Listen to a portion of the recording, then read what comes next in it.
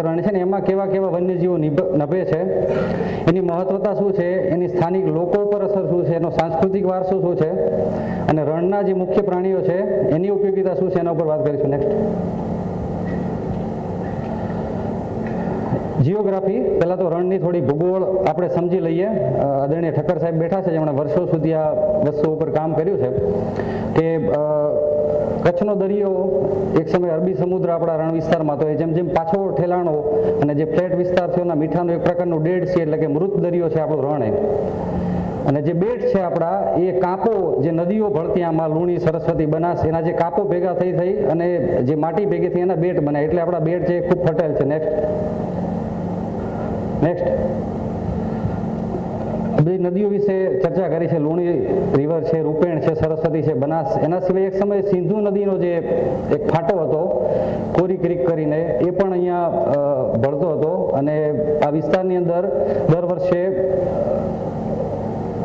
ચોમાસા દરમિયાન જે પાણી ભરાય એટલે જળપ્લાવિત વિસ્તારમાં આપણને રણની જગ્યાએ દરિયા જેવો અહેસાસ થાય છે અત્યારે પણ. અને કચ્છના રણના મોજાઓ પણ આ પાણીમાં ભરે છે અને ખારાશ છે. વધારામાં લુણી, બનાસના જે મીઠા પાણી આવે છે, મીઠા અને ખારા પાણીનો સંગમ થાય છે અને છીછરા પ્રકારનું એક સરોવર અહીંયા આપણા રણમાં બને છે, જેના પ્રમાણે ફ્લેમિંગો, પેલિકન્સ, અલગ અલગ પક્ષીઓ આવે છે. નેક્સ્ટ એની વિશેષ વાત વોરા સાહેબ આપણને કરશે. Next climate. અહીંયા જે તમે બેઠા છો, ભર ઉનાળો છે, રણ છે ને એ બહુ ટફ છે અને એટલે સંસ્કૃતિઓ છે ને એ રણમાં વધારે પાંગરી છે, રણના કાંઠાઓમાં. અહીંનો માણસ છે ને એ થોડો બળવાખોર તો રહેવાનો રણના કાંઠાઓમાં જે જન્મ્યો હોય.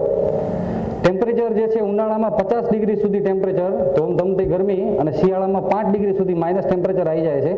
5 ડિગ્રીથી 50 ડિગ્રી વચ્ચે શરીરનું જે સંતુલન જાળવે છે એ લોકો, રણકાંઠાના લોકો છે. નેક્સ્ટ થોડી રણ વિશે વાત કરી લઈએ, પછી હું વાઇલ્ડ લાઈફ ઉપર જાઉં. ગ્રેટર રન ઓફ કચ્છ અને લિટલ રન ઓફ કચ્છ. આપણા રણના છે ને બે ભાગ છે, કચ્છનું નાનું રણ અને મોટું રણ. જે મોસ્ટલી ખારું પાણી કે મીઠાની કગાર એનું બનેલું છે. એને વાઇલ્ડ લાઈફ પ્રોટેક્શન એક્ટ મુજબ એ સંરક્ષિત જંગલો છે બંને, LRK અને GRK નો મોટો બધો ભાગ. અને એના સિવાય કચ્છ બાયોસ્ફિયર રિઝર્વ છે જેમાં રણનો મોટો બધો વિસ્તાર આવી જાય છે. અને બે અભયારણ્યો છે, એક છે ઘુડખર અભયારણ્ય જે આપણા નાના રણમાં છે, અને આપણે અહીંયા જે બેઠા છીએ નડાબેટમાં, આ પણ ઘુડખર અભયારણ્યનો પાર્ટ છે, નડાબેટ જે છે.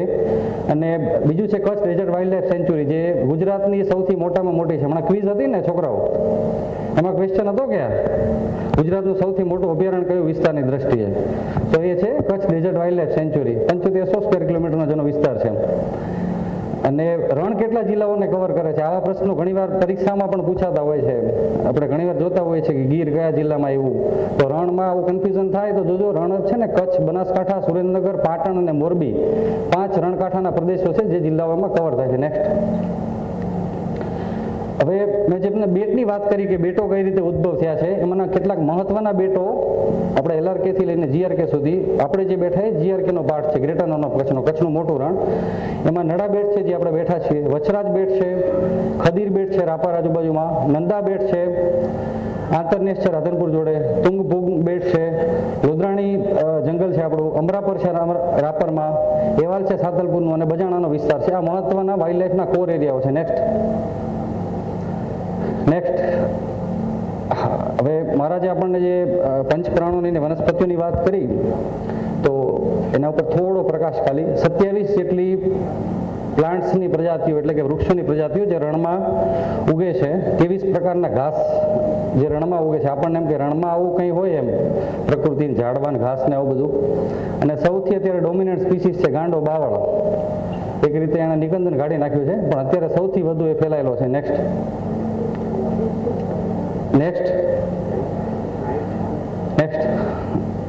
Forest in desert. રણની વચ્ચે તમને જે ફોટો જોવો છો ને, એ આપણું નડાબેટનું જંગલ છે, ઊંચી એક હાઈટ ઉપરથીનો ફોટો લીધેલો છે. આવા પ્રકારના જંગલો રણની વચ્ચે હોય, બેટની વચ્ચોવચ્ચ. આ બેટ છે કે ચારે બાજુ રણ હોય અને એની વચ્ચે આવા જે જંગલો હોય જ્યાં વાઇલ્ડ લાઈફ, અલગ અલગ પ્રકારની વન્યજીવો નિવાસ કરતા હોય ને, આપણે બેટ કહીએ. નેક્સ્ટ ચોમાસા દરમિયાન આખો સંપૂર્ણ વિસ્તાર છે એ બેટનો તમને સવાનાના ગ્રાસલેન્ડ હોય ને એવો તમને લાગે જ્યારે ચોમાસું આવે ત્યારે. નેક્સ્ટ હવે આપણે મૂળ મુદ્દા ઉપર હું આવું મારા ટોપિક ઉપર વન્યજીવો, ફોના ઓફ નડાબેટ. કેટલા પ્રકારના વન્યજીવો, તમને આ જે ખાલી દેખાતું રણ છે ને એમાં કેવા કેવા પ્રકારના જીવો છે.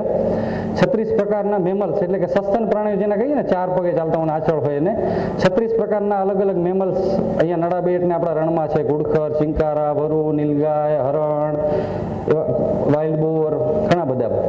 234 પ્રકારના બર્ડ, પક્ષીઓ, માઇગ્રેટરી અને સ્થાનિક, એ દર વર્ષે અહીંયા આવે છે ને. કેટલાક સ્થાનિક છે, એના વિશે વોરા સાહેબ આપણને બહુ ડિટેલમાં વાત કરશે. 38 પ્રકારના રેપ્ટાઇલ, એટલે કે સરીસૃપો, સાપ છે ને, જે સાપ પ્રકારની પ્રજાતિઓ જે સરીસૃપો હોય, એવા 38 પ્રકારના પ્રજાતિઓ આપણા રણમાં અહીંયા જોવા મળે છે.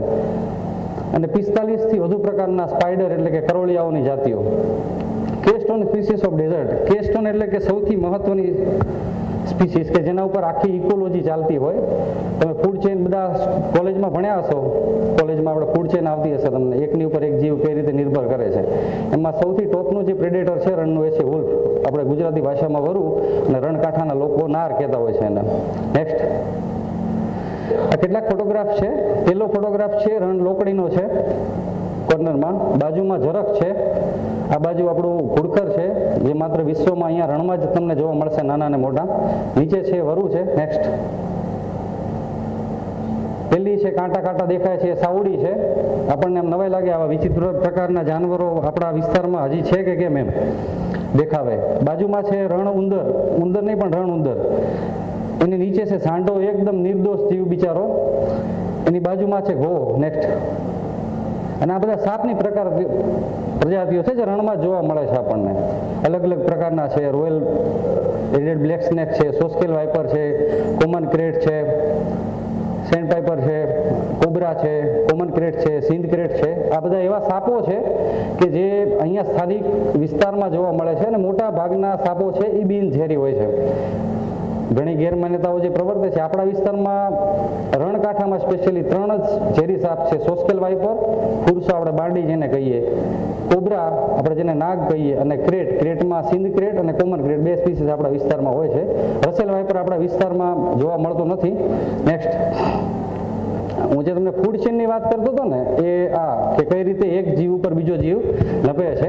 અને તમે ધ્યાનથી જોઈ અને સમજી શકશો નિરીક્ષણ કરીને કે કોણ કોની ઉપર નપે છે. દેડકા ઉપર ઘો છે, એની ઉપર રેપ્ટર શિકારીઓ છે, એની ઉપર સસલા છે.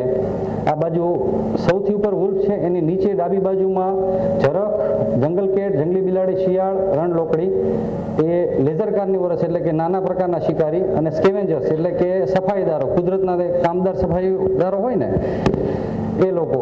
અને બાજુમાં આપણા નીલગાય, ચિંકારા, જંગલી ભૂંડ અને કાળિયાર. એકની ઉપર એક નભે ત્યારે કુદરતમાં બેલેન્સ થાય, એકની એક ઉપર એક નભે ત્યારે અહીંયા વાઇલ્ડ લાઈફમાં બેલેન્સ થાય, અને એ બેલેન્સિંગ ખોરવાય.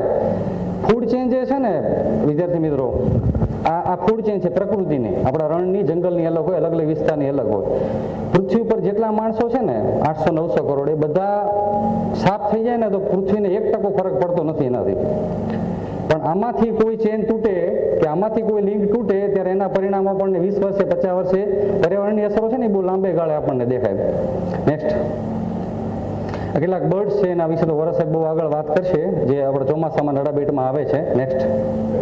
નેક્સ્ટ, હા, you know ghost about desert. તમે રણના કોઈ ભૂત વિશે જાણો છો? એવો ભૂતિયું પ્રાણી જેના વિશે બહુ ઓછું બહાર આવ્યું છે, the forgotten animal of India. Next, હું વાત કરું છું વરુ વિશે. ભારતીય વરુ પોખરી રંગનું જે આપણે કલર જોવા મળે છે, રણ જેવો જેનો કલર હોય છે. દેશી ભાષામાં નાર કહીએ છીએ, બધા માલધારીઓ બેઠા હશે, ભલી ભાતી એનાથી પરિચિત હશે. અને મોટાભાગનો અમારો સ્ટાફ એ રણ વિસ્તારનો જ છે કે જ્યાં આની હયાતી છે. આનું એટલું જ મહત્વ છે ઇકોલોજીમાં અને ફૂડ ચેઇનમાં જેટલું સિંહ, ચિત્તા કે દીપડા કે ટાઈગરનો છે. આપણો જે વિસ્તાર ક્લાઇમેટ હોટ કન્ડિશન્સ છે, અહીંયા દીપડા, સિંહ સર્વાઈવ ન કરી શકે. એને માટે અહીંયા કુદરતે વુલ્ફનું નિર્માણ કર્યું છે. વુલ્ફની છે ને અલગ અલગ આખા વિશ્વમાં ટોટલ 36 જેટલી પેટા જાતિઓ છે, અને ઇન્ડિયન ગ્રે વુલ્ફ અને અરેબિયન વુલ્ફ એ 2 મેઇન પ્રજાતિઓ છે. એમાં આપણા વિસ્તારમાં જે છે એ ઇન્ડિયન ગ્રે વુલ્ફ, જે અંદાજિત 30 મિલિયન જેટલા વર્ષોથી, સર અહીંયા હમણાં એનું જીનેટિક જે ડીએનએ એનાલિસિસ થયું ને, 30 મિલિયન જેટલા વર્ષોથી એ ઇન્ડિયામાં એક્ઝિસ્ટ કરે છે. 30 મિલિયન એટલે માણસનો ઉદ્ભવ હરખો નહીં થયો એ વખતે. એ વખતથી એ લોકો અહીંયા રણમાં, આ પ્રકૃતિમાં, આ વિસ્તારમાં છે અને હજી પણ હશે. નેક્સ્ટ, એના ફોટો તો બધાએ જોયો, વુલ્ફ તમને દેખાયો હશે, આલ્સેશિયન કૂતરા જેવું લુકમાં લાગે, જર્મન શેફર્ડ કે આલ્સેશિયન કૂતરો એના થોડા કેરેક્ટરિસ્ટિક કે એનું વર્ણન આપણે કરીએ કે કેવા પ્રકારનું હોય. એની સાઇઝ જે છે એ 90 થી 140 સેન્ટીમીટર જેટલી લાંબી હોય, હાઇટ છે એ 60 થી 75 સેન્ટીમીટર જેટલી હોય એની. નર હોય એનું વજન 20 થી 30 કિલો, માદા વરુ હોય એનું વજન 18 થી 25 કિલો. કલર જે છે પીળા પ્રકારનો, રાખોડી પ્રકારનો આપણા રણને અનુરૂપ હોય એવો. એની આંખો છે એ પીળા પ્રકારની, જન્મે ત્યારે વાદળી, પછી લાલ ને પછી પીળા પ્રકારની આંખો થાય. નેક્સ્ટ. અને એની ઉંમર જે છે એ જંગલમાં એ 8 થી 10 વર્ષ જેટલું એ જીવતા હોય છે કેપ્ટિવિટીમાં, પ્રાણી સંગ્રહાલયમાં વધારે જીવે. નેક્સ્ટ. એને વર્તણૂક વિશે વાત કરવી છે આપણે. વન્ય પ્રાણીઓમાં સમાજ જીવન હોય ખરું એવી આપણને કલ્પના થાય? આપણામાં તો હોય ભાઈ બહેન, કુટુંબ, પરિવાર, મામા માસી હોય, આવું બધું. વન્ય પ્રાણીઓમાં કોઈ સમાજ જીવન હોય એવી કલ્પના આપણને થાય? આપણે તો એમ કહીએ કંઈક હોય એટલે કાં તો ઢોર જેવો છે એમ, આને કંઈ ખબર જ નથી પડતી સમાજ જીવનની. એવું નથી. વન્ય પ્રાણીઓમાં પણ બહુ સારું સમાજ જીવન હોય છે. અને એનું એક ઉત્તમ ઉદાહરણ છે વરુ. હાઈલી સોશિયલ એનિમલ છે, સૌથી મોટું એ સામાજિક પ્રાણી છે, પોતાના ટોળામાં રહે છે, એના પરિવારને ઉછેરે છે, એના માટે સંઘર્ષ કરે છે. અને પેક ફોર્મેશન, જે યુનિટીની વાત કરીએ ને આપણે કે પેકમાં કઈ રીતે કામ કરવું, આપણે ઘણીવાર હોલિવૂડના પિક્ચરોમાં જોતા હોઈએ છે, વુલ્ફ પેક તરીકે સંબોધિત કરવામાં આવતા હોય છે અલગ અલગ માણસોને. આખું ટોળું કઈ રીતે કામ કરતું હોય એના સમાજ જીવન ઉપર આપણે ચર્ચા કરવાની છે. અને એના પહેલા બિહેવિયર ઉપર થોડું જોઈ લઈએ કે જનરલી એ લોકો 4 થી 8ના ટોળામાં, ભારતીય વરુ છે ને એ બહુ નાના ટોળામાં રહે. તમે ગ્રે વુલ્ફ જોયા હશે પિક્ચરોમાં, એકતા ટાઈગરમાં ને એમાં બધામાં, જે મોટા મોટા વાળ હોય એના કોટ હોય, કે જે ઠંડા પ્રદેશોમાં વરુ રહેતા હોય છે, એ લોકો મોટા ટોળામાં હોય.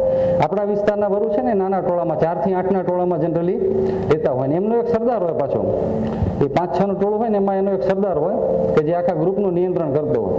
બધા જ અધિકારો એની પાસે હોય. સંવર્ધનથી લઈને ખોરાક પેલો એ ખાય, શિકાર પેલો એ કરે, આરામ પેલો એ કરે, બધા જ અધિકારો એની પાસે હોય. અને એ બહુ તાકાતવર નર હોય એના ગ્રુપ.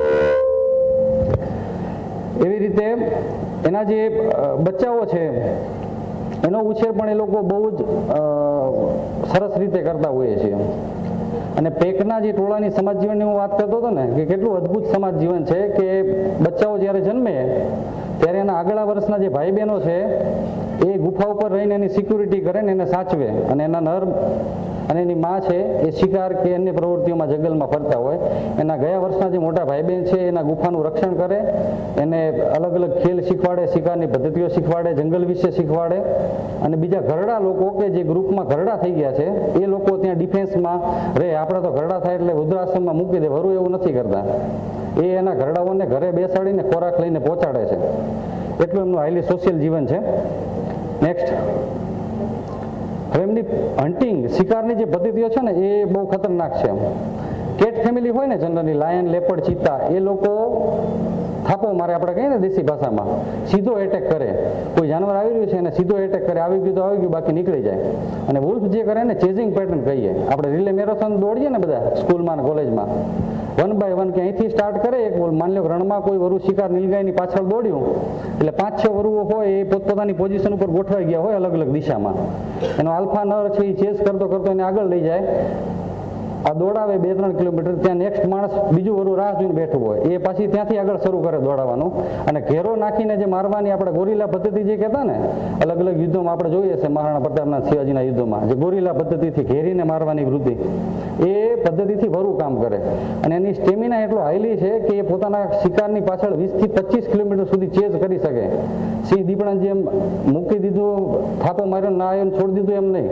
20-25 કિલોમીટર સુધી પોતાના શિકારને એ ચેઝ કરી શકે. અને મગજ છે ને એનું અતિશય વિકસિત છે. એટલે એક બહુ ફેમસ વાક્ય છે કે lion might be the king of jungle but wolf never perform in circus. કે સિંહ છે ને એ આપણે જંગલનો રાજા હોઈ શકે પણ વરુ ક્યારે સર્કસમાં પરફોર્મ ના કરે. એને તમે નચાવી ના શકો, એને તમે બાંધી ના શકો, એવી રીતે તમે એને શીખવાડી ના શકો. તો એવી રીતે એ લોકો કોર્ડિનેટ કરે અને શિકાર કરે. હવે નાનો શિકાર હોય કોઈ, માની લો સસલું છે તો એ તો બહુ ફ્લેક્સિબલ હોય રણમાં, એની સ્પીડ એટલી હોય તરત સ્પીડમાં વળી જાય. તો એ વખતે જે એની પેટર્ન હોય ને, આલ્ફા નર છે એની પાછળ સીધો દોડશે, બીજા બીટા અને ગામા છે એ લેફ્ટ અને રાઈટ સાઈડમાં 50-50 મીટરના અંતરે સીધા દોડ્યા જશે. એટલે આલ્ફા એને ચેઝ કરશે અને પેલા લેફ્ટ ને રાઈટમાં રહેશે. જેવી દિશા બદલે એટલે સ્પીડ કપાય. એક સિદ્ધાંત છે આપણો કે દિશા બદલે એટલે એની સ્પીડ કપાય એનિમલની. જેવી દિશા બદલે સ્પીડ કપાય એટલે બીજો જે આ બાજુ રાઈટ સાઈડ વાળો લેફ્ટ સાઈડ વાળો મેલ છે એ તરત એટેક કરીને એને લઈ લેશે. નેક્સ્ટ, હવે કેટલીક ઇન્ટરેસ્ટિંગ ફેક્ટ, બહુ જાણવા જેવી વસ્તુઓ વરુ વિશે. આ તો આપણે કોમન મોર્ફોલોજી, એના બિહેવિયર, એના વર્તણૂક વિશે ચર્ચા કરી. હવે એના કેટલાક મહત્વની વાતો જે બહુ જાણવા જેવી છે. એનો બાઇટ ફોર્સ જે છે ને એ 400 થી 600 પ્રેશર બાઇટ આપણે જેને કહીએ, ઓલમોસ્ટ લાયન જેટલું, સિંહનો જેટલો જડબું તાકાતવાળો હોય ને એટલું જ જડબું તાકાતવાળું વરુનું હોય છે. આપણે ઘણીવાર કૂતરું સમજીને એમ કે આ આવડી હાઈટ બોડી છે શું કરી લેવાનું એમ. એના જડબાની જે તાકાત છે ને એ બહુ સ્ટ્રોંગ હોય છે. સૌથી હાઈએસ્ટ સસ્તન પ્રાણીઓ છે ને એમાં ઝરખ, જે મોસ્ટલી મરેલું ખાતું હોય, આપણે ઝરખ જે મેં તમને ફોટોમાં બતાવ્યું, એનો સૌથી હાઈલી પાવર હોય છે પ્રેશર બાઇટનો. અને જે માપવાનો જે આપણે એના એકમ છે પ્રેશર બાઇટ છે. સ્ટ્રેન્થ છે ને એ 20 કિલોનું વરુ છે. આપણું વજન કેટલું માણસનું સરેરાશ? 80, મેક્સિમમ 100. એ 100 કિલો સુધીના વસ્તુને પોતાના મોઢેથી ઉચકીને લઈ જવા માટે સક્ષમ છે. એનું વજન 20 કિલો છે અને સામે 100 કિલોનો ઓબ્જેક્ટ હોય તો એને મોઢેથી ઉચકવા માટે સક્ષમ છે. સ્પીડ જે છે એની 60 કિલોમીટર પ્રતિ કલાકની સ્પીડે ભાગી શકે છે રણમાં, ઓપન એરિયાઝમાં. એની સાંભળવાની જે ક્ષમતા છે તમને નવાઈ લાગશે. આપણે બધા સ્નાઇપર્સ ડોગ ને બધા જોતા હોઈએ છીએ ને, પોલીસ જોડે હોય, ફોરેસ્ટમાં હોય, આર્મી પણ યુઝ કરતી હોય છે સૂંઘવા માટે અને એના માટે અલગ અલગ આપણે ક્રાઇમ્સને શોધવા માટે. એક વચ્ચે એક વાત કરી દઉં, આપણા જે કૂતરાઓ છે ને અત્યારના જે ફેરલ કૂતરાઓના અલગ અલગ પ્રજાતિઓ, એના પૂર્વજ છે વરુ. અંદાજિત 10,000 વર્ષ પહેલા જે વરુઓ પાલતુ બન્યા, માણસ ત્યારે નવો ઉત્ક્રાંતિમાંથી પસાર થઈ રહ્યો હતો, એટલે એણે શું કર્યું કે શિકાર કરવા, વરુઓનો બહુ ત્રાસ હતો એ સમયમાં, તો એણે કેટલાક વરુઓને લોભ લાલચ પ્રલોભન આપી અને પાલતુ બનાવ્યા. અને એમાંથી ધીરે ધીરે ઇવોલ્યુશન થઈને આજના આપણા કૂતરાઓ, આપણે કહીએ ને આપણા વાંદરાની એક પ્રજાતિમાંથી મનુષ્યનો ઉદ્ભવ થયો, એમ કૂતરાઓનો જે ઉદ્ભવ છે ને એ વરુમાંથી થયેલો છે. તો કૂતરાઓ જે સાંભળીને સૂંઘી શકે ને એના કરતાં આની જે ક્ષમતાઓ છે ઘણી વધારે છે. 6 થી 10 કિલોમીટર સુધીના અવાજને એ સાંભળી શકે છે. મતલબ 0 ડિઝેબલથી ફ્રીક્વન્સીથી અવાજ નીચે જાય, આપણા માણસ છે ને 0 ડિઝેબલથી નીચે અવાજ ના સાંભળી શકે. આ લોકો 6 થી 10 કિલોમીટર સુધીનો અવાજને પણ હિયર કરી શકે. સ્મેલિંગ કે 2 થી 3 કિલોમીટર તો એ સૂંઘી શકે પોતાના નાકથી. ઇવન કે સામેનું ઓબ્જેક્ટ અંડરગ્રાઉન્ડ છે, માની લો જમીનમાં દાટેલું પડ્યું છે, એવી સ્થિતિમાં પણ 2 થી 3 કિલોમીટર સુધી એ લોકો એને સૂંઘી લે. અને એની સ્મેલિંગ સેન્સ જે છે ને એટલી પરફેક્ટ હોય છે કે મોસ્ટલી શિકારમાં એ લોકો જ્યારે વરુ નીકળે રણમાં ત્યારે વધારે પડતો એ ઉપયોગ છે ને એનો જ કરે છે, એના સ્મેલિંગનો. કે કોઈ પણ વન્યજીવો હોય એના પગલાંની જે છાપ ગઈ હોય ને એમાં એક સ્મેલ હોય. માની લો કે અડધો કલાક પહેલાં કોઈ નીલગાય અહીંથી પસાર થઈ છે તો એના પગલામાં એની જે ગંધ છે એ પગલાંની ગંધે એને શોધી કાઢશે ગમે ત્યાંથી. જમ્પિંગ એબિલિટી અને રનિંગ એની કેપેસિટી એક સાથે, પેલું 60 કિલોમીટર પ્રતિ કલાકની તો વાત થઈ, એક સાથે 10 થી 15 કિલોમીટર જેટલું એક ધારો દોડી શકે છે કન્ટિન્યુઅસ.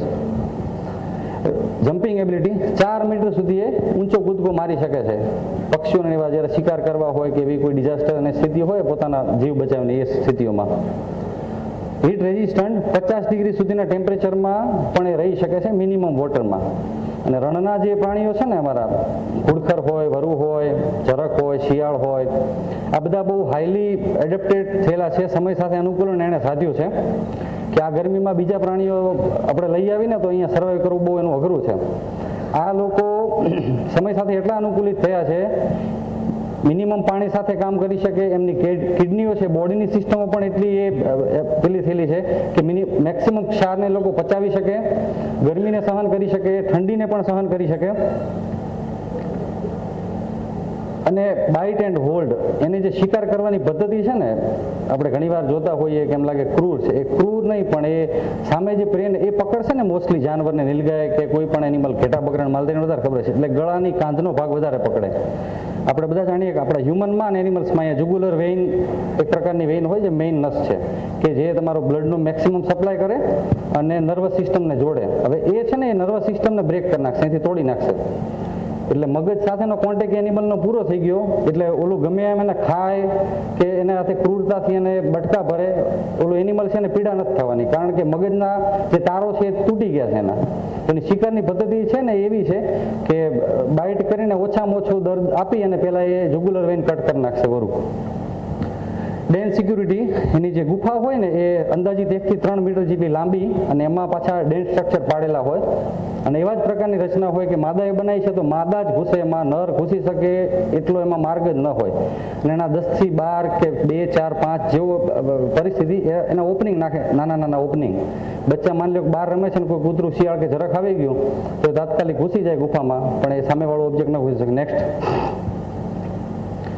હવે આજનો આપણો વન ફોરેસ્ટ દિવસની થીમ છે ને ફોરેસ્ટ અને ફૂડ છે, અને ફૂડ મોસ્ટલી એગ્રીકલ્ચર અને ફોરેસ્ટમાંથી મળતા હોય. વરુ છે ને ખેડૂતોનો મિત્ર કેમ છે એના ઉપર આજે ખાસ વાત કરવી છે. આપણે બધાએ વાત કરી મેં ફૂડ ચેનની કે કેવી રીતે કંટ્રોલ કરે છે.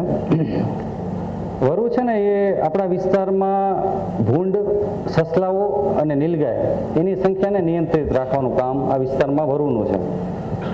એના થકી એ ખેડૂતોની જે આવક થાય છે, અત્યારે આપણે બધા કાંઠાના પશુપાલકો છે, માલધારીઓ છે, ખેડૂતો છે, તમે બધા કૃષિના વિદ્યાર્થીઓ છો, સંશોધનો કરો છો, આપણે બધાને ખ્યાલ હશે કે અત્યારે નીલગાય અને ભૂંડનો કેટલો ત્રાસ છે.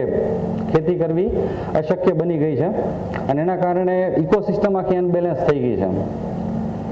રણકાંઠાની હું સ્પેશિયલી વાત કરું ને, અહીંના આપણા માવસરેથી લઈને નીચે ખદીર સુધીની, તો અહીંના સાહેબ લોકોની લોકલ આઈડેન્ટિટી જે ક્રોપ પેટર્ન હતી ને એ મગ, મઠ, બાજરી અને ધાન્ય પ્રકારના પાકો અને કઠોળ પ્રકારના પાકો જે અમારા વિસ્તારની આઈડેન્ટિટી હતી એક સમયે. નીલગાય અને ભૂંડના ત્રાસ વધતા ખેડૂતો, કારણ કે એમાં નુકસાન બહુ આવતું, ખેડૂતોને નુકસાન બહુ થતું. વરુની સંખ્યા જેમ જેમ ઘટતી ગઈ, નીલગાયો અને ભૂંડની સંખ્યા સામે વધતી ગઈ, નુકસાન એટલું બધું આવવા માંડ્યું કે લોકોએ ખેતીની પદ્ધતિઓ જે છે એને બદલાવી પડી. મૂળ પાકો છોડી એરંડા અને રાયડા અને એવા પાકો કે જે જમીનની ફળદ્રુપતા બગાડે, લોકલ અહીંયા એક્ઝિસ્ટ નહોતા કરતા, સ્થાનિક ઓળખ નથી. હવે જે બનાસકાંઠો બાજરી આખા દેશને પ્રોવાઈડ કરી શકે એટલી કેપેસિટી હતી, મઠ, જુવાર, આપણા જે પાકો છે કઠોળના, આજે આયાત કરવા પડે છે. જે ઘરે વાવતા હતા એ બજારમાંથી ખરીદીને લાવવા પડે છે આપણે. એટલે લોકો ઉપર અસર એ થઈ કે ખેડૂતો એવી ખેતી તરફ વળ્યા, પરિણામે ઇલેક્ટ્રિક ઝટકા અને ફેન્સિંગો અને બીજા ખર્ચાઓ અને જંતુનાશક દવાઓ, કારણ કે વુલ્ફ ઓછા થાય. વુલ્ફ ખાલી નીલગાયને કંટ્રોલ નથી કરતા, એ રોડન્ટ, સસલાઓ, નાના નાના ઉંદરો બધાને કરે છે. નેક્સ્ટ.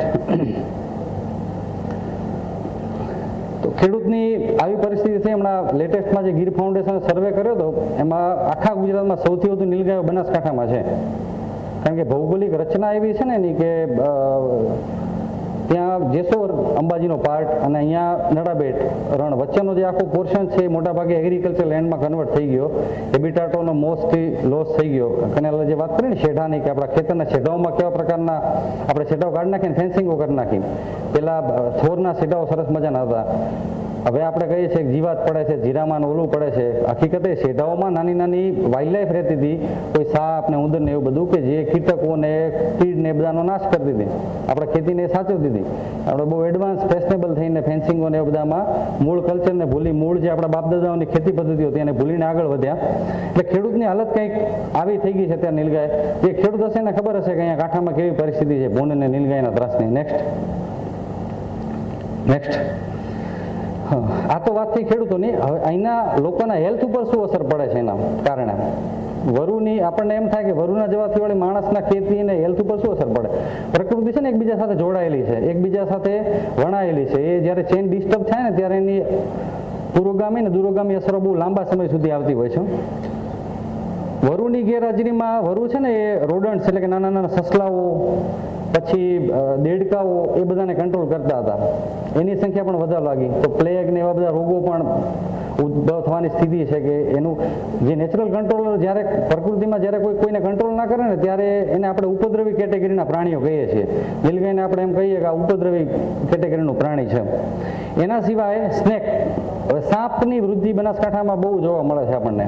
સાપનો છે ને એ મુખ્ય ખોરાક છે નાના નાના રોડન્ટ્સ, દેડકા છે, એવા બધા જે ફ્રોગ્સ છે, નાની વસ્તુઓ છે એ બહુ ખાય. વુલ્ફ છે ને જનરલ ડાયટ છે, મેઇન કામ તો એ કરે જ છે નીલગાય ભૂંડને કંટ્રોલ કરવાનું, પણ એના બચ્ચાઓ અને એની ડાયટરી પેટર્ન છે ને જનરલ ડાયટ છે, એટલું એડેપ્ટ થયેલું છે કે ખાવા માટે કંઈ પણ ખાઈ શકે. તો એ જે કંટ્રોલ કરતું હતું રોડન્ટ્સને અને ઉંદરને એના કારણે હવે સાપો જે છે એને ખોરાક પૂરતો મળવા માંડ્યો. સાપોની સંખ્યા નડાબેટની જ વાત કરું તો 1 લાખ ઉપર સાપ અમારા બેટમાં છે, સોસ્કેલ વાઇપર એકલા. તો એના કારણે હ્યુમન મેન કોન્ફ્લિક્ટ સાપોના આપણે અલગ અલગ કેસો અવારનવાર આવતા હોય છે, સર્પદંશના એ કેસો પણ વધારે લાગે.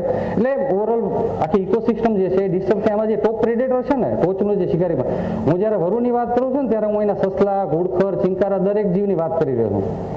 એક નેચરનો એક રૂલ છે કે જ્યારે એનું એપેક્સ પ્રેડેટર એકદમ હેલ્ધી હોય ને કે ટોપનું જે શિકારી પ્રાણી છે વિસ્તારમાં સુરક્ષિત અને નિર્ભય છે અને સારું છે પોપ્યુલેશન, એટલે સમજવાનું કે એની આખી ઇકોસિસ્ટમ સરસ ચાલે છે. અને કાંઈ ઘટે છે કે ભાઈ જરાક નથી ને વરુ નથી ને તો સમજવાનું કે આખું જંગલ છે એ ડિસ્ટર્બ થયેલું છે. નેક્સ્ટ,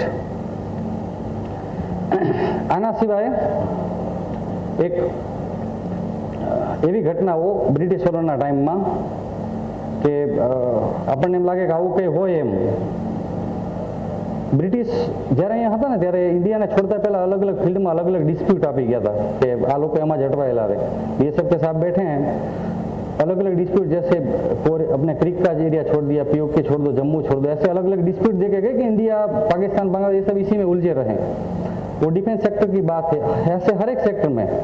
તો આપણું જે એગ્રીકલ્ચર સેક્ટર છે એમાં તમે વાંચી શકો છો 18મી સદીથી લઈને 20મી સદી, અંદાજિત 19મી સદીમાં એ લોકોએ અંદાજિત 2 લાખથી વધુ વરુઓનો નારસંહાર કર્યો. અંગ્રેજોએ 2 લાખથી વધુ વરુઓનો નરસંહાર એ લોકોએ કર્યો હતો. અને એના હું સંદર્ભ પછી આપું તમને. અને એની પાછળની જે એની રણનીતિ હતી એ કોઈ સંયુક્ત કે ષડયંત્ર હતું એ બહુ સમજવા જેવું છે. આપણે ઘઉં અને બાજરી જે મોસ્ટલી પ્રોવાઈડ કરતા રાજ્યો ગુજરાત, રાજસ્થાન એ બાજરી માટે, ઉત્તર કાંઠો આપણો ગુજરાતનો, અને રાજસ્થાન બાજરી માટે, પંજાબ અને હરિયાણા ઘઉં માટે આપણે ઘઉં અને બાજરીની નિકાસ બીજા દેશોમાં કરતા અહીંથી. અંગ્રેજોને એમ કે આપણે આઝાદી તો હવે બધું ચાલતું તો આપી જ દેવાની છે, પણ આ લોકો આપણી ઉપર ડિપેન્ડન્ટ કેમ રહે પાછળથી ફ્યુચરમાં. તો એમણે સરસ મજાનું એવું કામ કર્યું એ વખતમાં કે આટલા બધા વરુઓને નરસંહાર અને પૈસા આપીને ઉપદ્રવી કેટેગરી જાહેર કરી અને એનો નરસંહાર મોટા પ્રમાણમાં કરાયો. તો વરુઓની સંખ્યા ઘટીને એનું પરિણામ આપણે ભોગવીએ છીએ. નેક્સ્ટ, ખેડૂતોને નબળા બનાવવા માટે જે રાજકીય હિતો હતા એના એ બધા જોખમમાં મુકાયા. અને તમને ખ્યાલ હશે આપણે 1860 થી 1943 વચ્ચે એકંદરે 25 થી 30 મિલિયન, 2.5 થી 3 કરોડ લોકો ભારતીય ભૂખમરના કારણે મર્યા, કારણ કે એ લોકોએ ઘઉં ને બધું છે ને બ્રિટનમાં મોકલી દીધું અહીંથી. અને એના પછી પર્યાવરણની તબાહી કરી. આ ખાલી વરુની વાત નથી, આવું તો અલગ જીવોમાં ચિત્તા હોય, સિંહ હોય. આપણને રજૂ એવું કરવામાં આવ્યું કે એમનો શોખ હતો બ્રિટિશરોનો કે ભાઈ આ રાજાશાહી શોખથી એ લોકો શિકાર કરતા હતા. એ બહુ દૂરંદેશી હતા, એટલે એણે આ બધી પ્રવૃત્તિઓ કરી. ખેડૂત ભારત નબળું કેમ રહે, અને આપણે પછી બહાદુર શાસ્ત્રી વખતમાં જે ક્રાંતિ થઈ, આધી રોટી ખાएंगे દેશ को बचाएंगे, ત્યાં સુધી આપણે આયાત જ કરતા હતા. ઘઉં બાજરીની આયાત કરવી પડતી હતી આપણે બીજા દેશોમાંથી. અને અત્યારે કાંઠાની પરિસ્થિતિ એવી જ છે કે તમે એરંડા અને રાયડા અને જે પાકો આવે છે અત્યારે અલગ અલગ અલગ અલગ, બાકી અહીંયા એટલું પ્રોડક્શન, બનાસકાંઠાનું એટલું પ્રોડક્શન હતું બાજરીની અંદર કે આખા દેશને પ્રોવાઈડ કરી શકે ને એટલો બાજરો ખાલી એક બનાસકાંઠા જિલ્લો પ્રોડ્યુસ કરતો હતો એક સમય.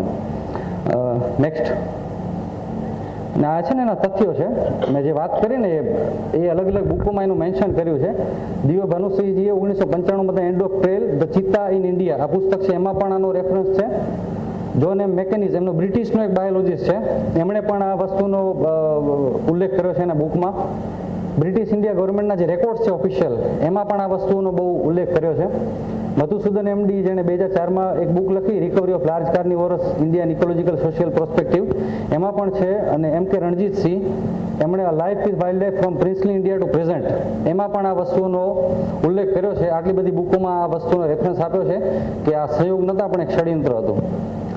75 વર્ષ થયા અંગ્રેજોને ગયાના પછી, અને એણે જે જખમો આપ્યા. નેક્સ્ટ, આઝાદીના 75 વર્ષ પછી ગુજરાત વન વિભાગ દ્વારા, બનાસકાંઠા વાઇલ્ડ લાઈફ ડિવિઝન દ્વારા આપણા નડાબેટમાં જ એક વોલ્ફનું સોફ્ટ રિલીઝ સેન્ટર બનાવવામાં આવ્યું છે કે જ્યાં શક્કરબાગ પ્રાણી સંગ્રહાલયમાં વરુઓ જન્મે એને વાઇલ્ડમાં છોડવા માટે અહીંયાની ટ્રેનિંગ અને એક આખું સેન્ટર છે કે જ્યાં એ વરુઓને તાલીમ આપવામાં આવે છે કે પ્રાણી સંગ્રહાલય આપણું જૂનાગઢનું શક્કરબાગ છે ત્યાં એનું બ્રીડિંગ સેન્ટર છે. ત્યાં જે વરુઓ જન્મે અને નડાબેટ લઈ આવવામાં આવ્યા છે, કેટલાક મુક્ત પણ કર્યા છે. અને આવો જે પ્રયોગ છે એ અમેરિકા બાદ પ્રથમવાર ઇન્ડિયામાં થયો. બીજો એક પ્રયોગ આપણો થળાવેડી સુરેન્દ્રનગર સેન્ટર છે ત્યાં ચાલુ છે. અંગ્રેજો જે જખમ આપીને ગયા હતા ને એને 75 વર્ષે આજે આપણે ગુજરાત વન વિભાગે ભરવાનું કામ કર્યું છે. નેક્સ્ટ. અને આપણા રણમાં ઉભેલો વરુ છે. આ બધી વરુ વિશે ચર્ચા હતી. તો આપ સૌને અહીંયા આવેલા લોકોને, વિદ્યાર્થીઓને, માલધારીઓને, સ્ટાફને બધાને ખાસ રિક્વેસ્ટ છે કે આ રણના રાજકુમારનું સંવર્ધન અને સંરક્ષણમાં જ્યાં પણ મદદરૂપ થઈ શકો લોક જાગૃતિમાં, એમાં આપ સૌ મદદ કરજો. Thank you. જય હિન્દ, જય ભારત. प्रतिवर्ष 21 मार्च को विश्व वन दिवस की उज्जवली किया जाता है। इस वर्ष भी वन विभाग और साथी एनजीओ मिलकर विश्व वन दिवस की उज्जवली कर रहे हैं। मैं नाराबेट टूरिज्म और डियर फाउंडेशन को नाराबेट में इस कार्यक्रम को आयोजित करने के लिए धन्यवाद देता हूं और अपेक्षा करता हूं कि नाराबेट टूरिज्म और डियर फाउंडेशन नाराबेट और रण के विस्तार में जैविक विविधता को बढ़ाते हुए टूरिज्म को बढ़ाने में एक महत्वपूर्ण भूमिका अदा करेंगे। नाराबेट और आसपास का रण विस्तार जैविक विविधता की दृष्टि से महत्वपूर्ण है।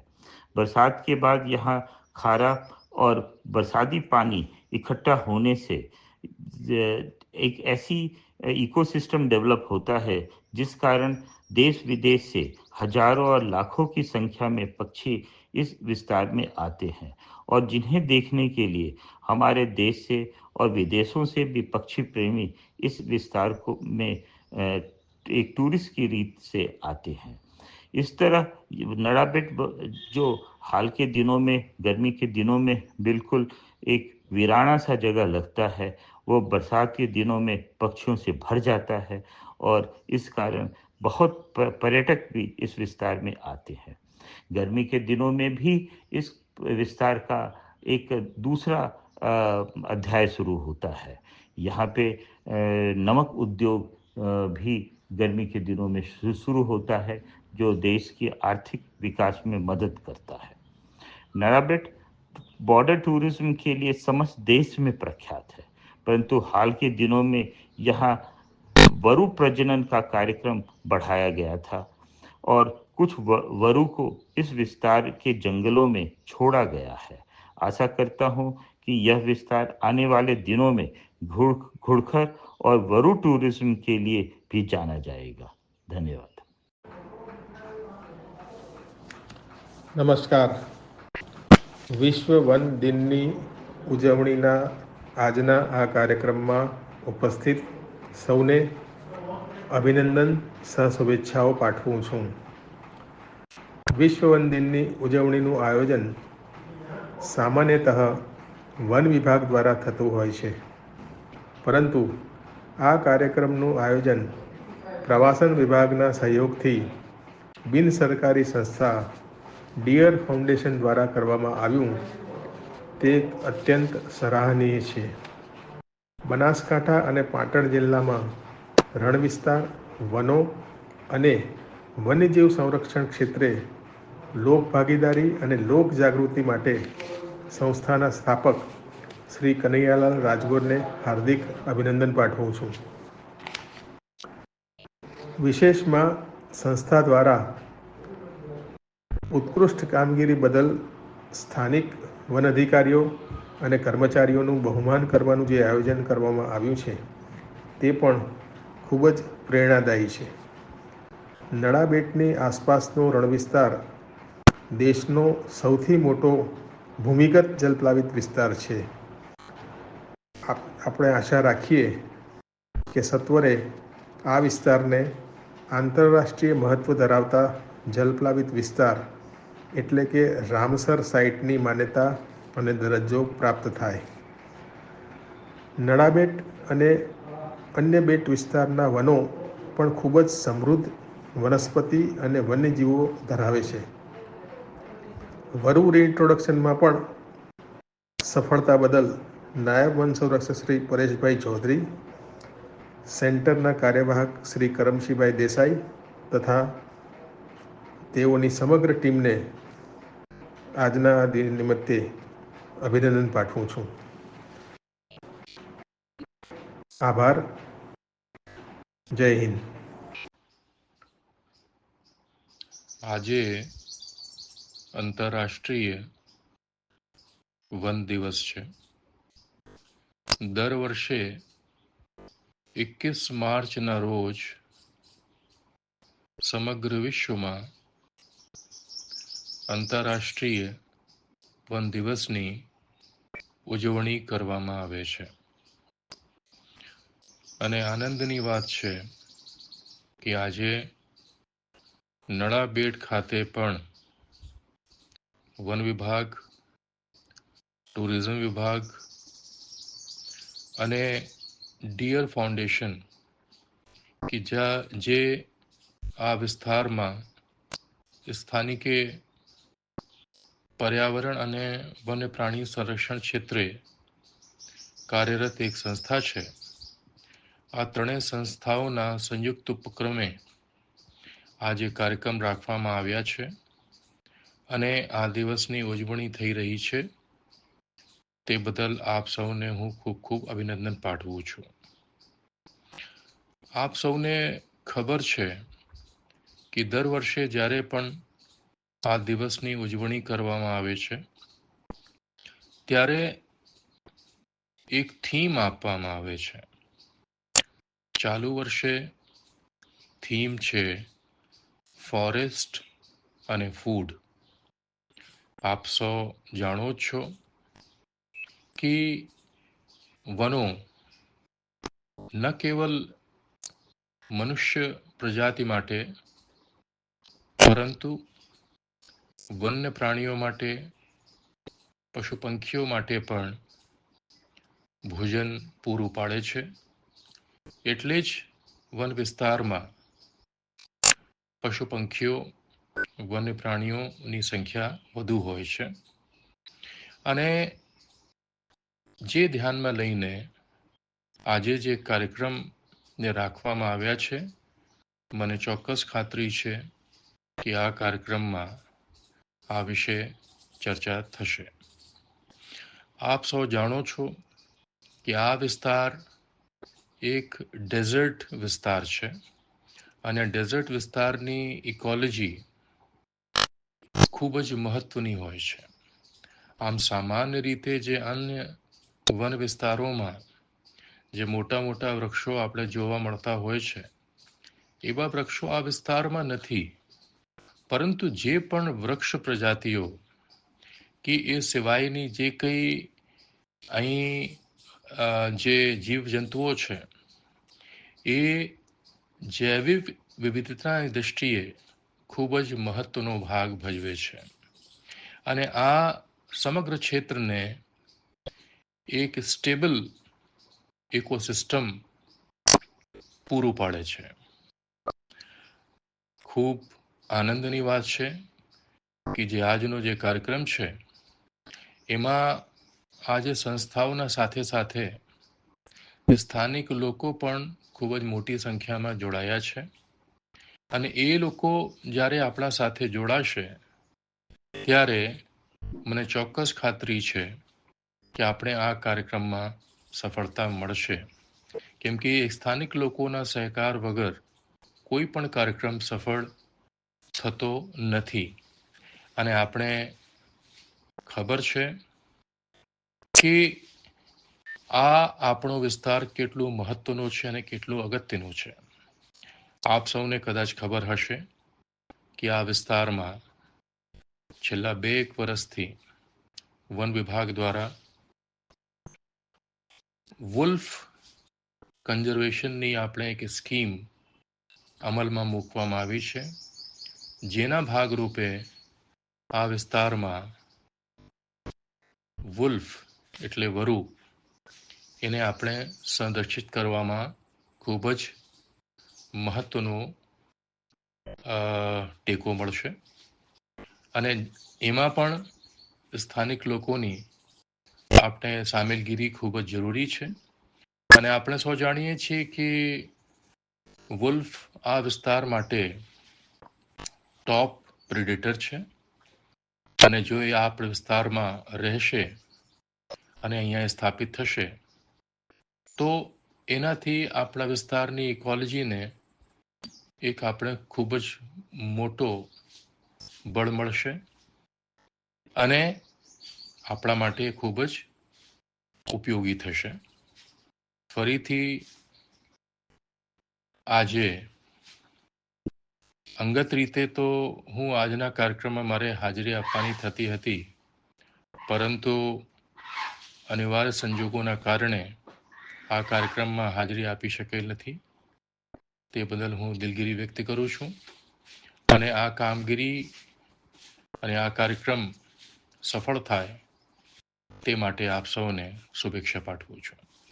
જય હિન્દ, જય ભારત, જય જય ગરવી ગુજરાત.